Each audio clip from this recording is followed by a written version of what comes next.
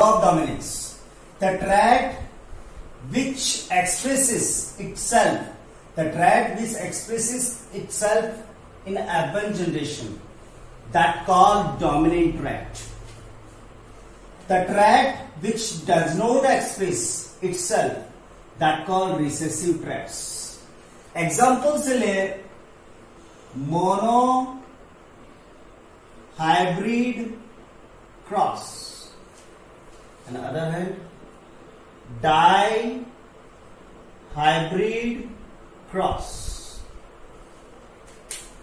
यहां पे ले लेते मोनोहाइब्रिड क्रॉस की F1 जनरेशन.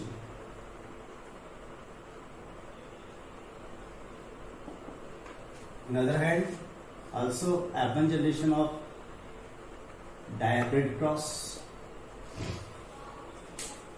क्या लिया था? Homozygous tall, homozygous short. Homozygous short को हम रिसेसिव कह रहे हैं, इसको अलग कलर से मेंशन कर देते हैं. क्रॉस होने पर फर्स्ट जनरेशन मिलती है. उस फर्स्ट जनरेशन के अंदर हेटेरोजाइगस कंडीशन आएगी. एक dominant tract, dominant allele of gene, and this is recessive allele of the gene. This is F1 generation. in F1 generation. ठीक है. F1 generation के हिसाब से this tract which express itself in F1 generation, ये express करता है. This allele belong to, this gene is belonging to which tract? This is tall. So tall express कर रहा है, that's it, dominant. This is called dominant tract. Dominant tract है तो दूसरा express नहीं होगा because of the era, because of the effect of dominance, that is small t. And what is small t? Does not express. Does not express. और ये does not expresses क्या है? This is, the small t is the allele of which gene? This is the allele of dwarf gene. तो dwarf यहां पर trait हो गया. That's why it is called what? This is called recessive trait. ये देखिए, तो in monohybrid cross this is parental generation, this is F1 generation. In F1 generation plants, all plants are heterozygous dominant. In a heterozygous dominant, only dominant tracts expresses, recessive tracts does not expresses. Dominant tracts tall and recessive tracts dwarf, as similar. In a dihybrid cross, in another hand, dihybrid cross, round and yellow.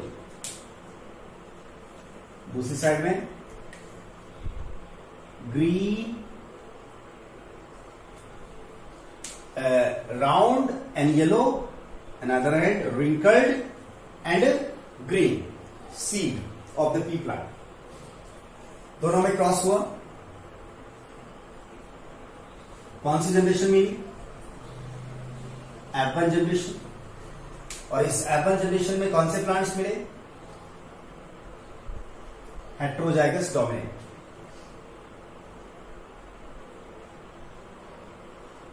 Heterozygous dominant.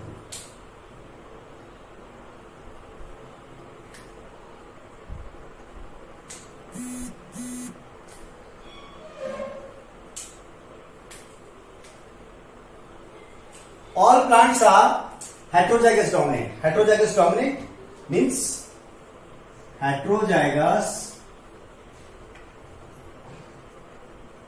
Dominant means कैसे plant मिले dominancy के हिसाब से, round yellow seed, round yellow seed. कितने genes हैं? 2 genes है, 2 genes है। First genes belonging to the shape of seed and second shape of seed round and wrinkled. Dominant, this is recessive. Second shape of, right, shape of seed round and wrinkled. And another hand, the second one gene, second pair of the genes belonging to the color tract of the seed. Yellow dominant and green is recessive. इस हिसाब से यहां पर ये tract express कर रहा है, ये ट्रैक्ट एक्सप्रेस कर रहा है। इस एक्सप्रेशन के अकॉर्डिंग ये ट्रैक्ट एक्सप्रेस हो रहा है, तो ये क्या हो गया? Dominant tract.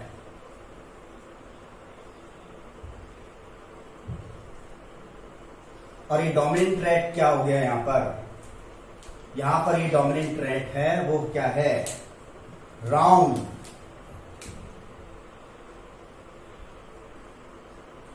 Shape of the seed. दूसरा जो एक्सप्रेस हो रहा है जीन ट्रैक्ट, जीन और ट्रैक्ट दोनों, this is also dominant tract and this dominant tract is the colour of seed. Colour of seed what? Yellow. तो यहां पर राउंड और येलो दोनों डोमिनेंट ट्रैक्ट्स है जो F1 जनरेशन में एक्सप्रेस कर रहे हैं। जबकि सेकेंड हैंड देखिए, दूसरी साइड देखिए, does not express, does not express. Y किस कैरेक्टर से बिलोंग कर रहा है? Y belonging, small Y belonging to recessive tract. This is the gene of recessive tract. और वो जो रिसेसिव ट्रैक है वो क्या है? यहां रिसेसिव ट्रैक हो गया ग्रीन,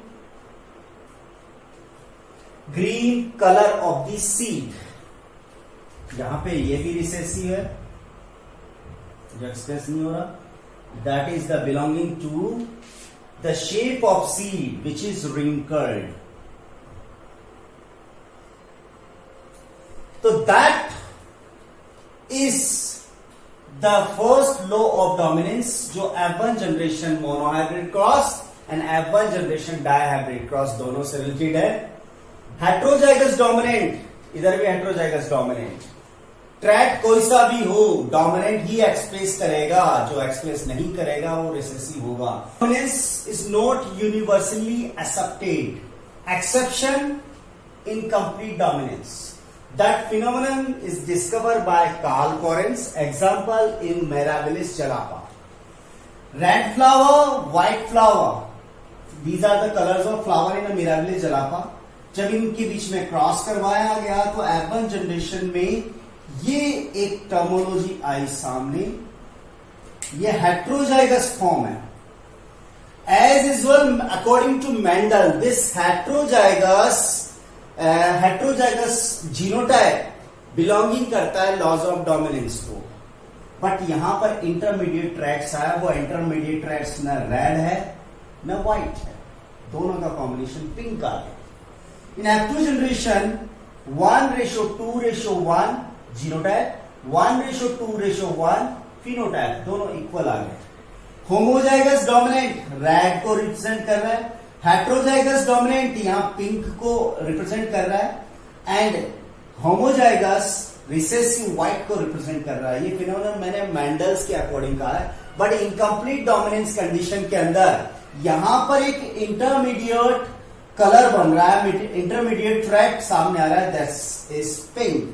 कोई भी यहां पर डोमिनेंट नहीं है, कोई भी यहां पर रिसेसिव नहीं है, half dominant and half recessive. इस हिसाब से this phenomenon incomplete dominance, that's why the laws of dominance is not universally accepted. Second law of segregation. Second law, this is called law of segregation. Members of allele pairs remain together without mixing each other, without alternating to each other, but they separate during gamete formation. This law is universally accepted. इसका कोई exception आज तक हुआ नहीं. F1 generation, हम किसकी बात करें? F1 generation of monohybrid cross. इस मोनोहाइब्रिड क्रॉस के अंदर F1 जनरेशन में आपको मिलता है हेट्रोजाइगस डोमिनेंट. या यहां पर हमने ट्रैक्स क्या लिया है? यहां पर ट्रैक्स लिया था हाइट ऑफ प्लांट और पी प्लांट. हेट्रोजाइगस डोमिनेंट में two alleles of the same gene. Two alleles, one dominant दूसरा रिसेसिव, वन डोमिनेंट दूसरा रिसेसिव. जब साथ रहेंगे तो एक दूसरे का इंपैक्ट डोमिनेंसी के अकॉर्डिंग एक्सप्रेस नहीं कर पाएंगे. This is dominant track. Dominant allele expresses to the next generation, but because of this effect ये इसको अल्टर नहीं करेगा, अल्टर नहीं करेगा, इस पर कोई इंपैक्ट नहीं डालेगा, but stop to express them. Small to never express because of what? Dominancy of this tract. But during the gamete formation पर दोनों ट्रैक्स जो एक पेयर ऑफ एलिली हैं, वो दोनों के दोनों ट्रैक्स जो मेंबर्स से मिलके बने, डोमिनेंट और रिसेसिव मेंबर्स हैं, they get separate during the gamete formation and make the gametes. These gametes are very pure to their respective tracts. This is tract dominant, pure dominant tract. Gametes हो गया. ये भी recessive है, pure gamete हो गया. ये भी gamete हो गया, ये गैमेट हो गया. तो इस तरह से हम कह सकते हैं member of allelic pair. These are the member of allelic pair together without mixing each other, but they separates during the gamete formation. ये पेयर है, ये मेंबर्स है, सेपरेट हो गए गैमेट फॉर्मेशन के दौरान. ये गैमेट बन गए और हर एक गैमेट अपने अपने ट्रैक्ट का प्योर गैमेट होगा. That's why this law of segregation laws also known as law of purity of gametes, and this is universally accepted law.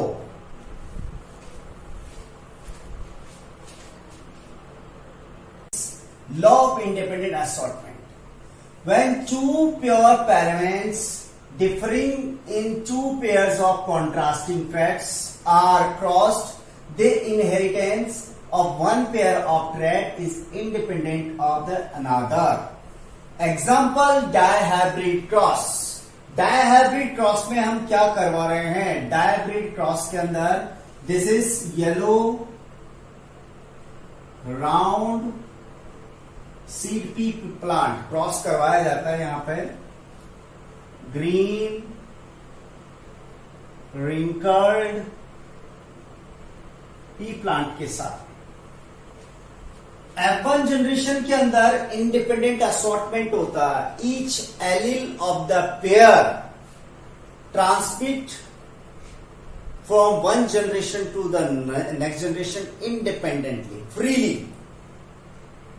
ये फ्रीली जो ट्रांसमिशन हो रहा है, that's called assortment, independent assortment of the allele. देखिए yellow का combination round और wrinkled के साथ, दोनों के साथ इंडिपेंडेंटली हो सकता है. यदि येलो का कॉम्बिनेशन राउंड के साथ होता है तो प्लांट के अंदर ये हो जाएगा आपका phenotype yellow round. If yellow goes with wrinkled, then it will be yellow wrinkled. Independently assortment this is called. Green round के साथ में भी असॉर्ट कर सकता है, तो green round, and green wrinkled के साथ में भी असॉर्ट कर सकता है, green wrinkled. That is the reason in the active generation of the dihybrid cross, we can see there 16 varieties of plants we can see there. Because of what? Because of independent assortment of tracts. 16 type के different plants आप independent assortment of the tracts की वजह से मिल रहे हैं. Tracts अब independently assort करेंगे, ट्रांसमिट करेंगे from generation to the next generation. यहां पर येलो ट्रैक की चॉइस है कि वो राउंड के साथ में भी जा सकता है और रिंकल्ड के साथ में भी जा सकता है. उसी तरह से ग्रीन या रिसेसिव ट्रैक है, वो राउंड के साथ में भी जा सकता है, रिंकल्ड के साथ में भी जा सकता है. इसलिए डबल हाइब्रिड क्रॉस की F2 और F2 के बाद की जितनी भी जनरेशंस होती हैं उनमें कॉम्बिनेशंस बहुत वास्ट नंबर्स में आते हैं. बट सबसे बड़ी problem, the law of independent assortment is not universally accepted. Universally accepted नहीं है. Because of what? एक फिनोमेनन जो मेंडल नहीं जानता था, जो पाइसन सटाइवम में नहीं था, बट बाद में डिस्कवर किए जाने पर this law of independent assortment को रिजेक्ट कर दिया गया. दिस फिनोमेनन जो बाद में डिस्कवर किया गया, दैट वाज लिंकेज. किसी भी क्रोमोसोम पर जितने मिरर जीन्स होते हैं, फैक्टर्स होते हैं, वो जनरेशन टू जनरेशन सैग्रीगेट नहीं होते, साथ साथ जाते हैं.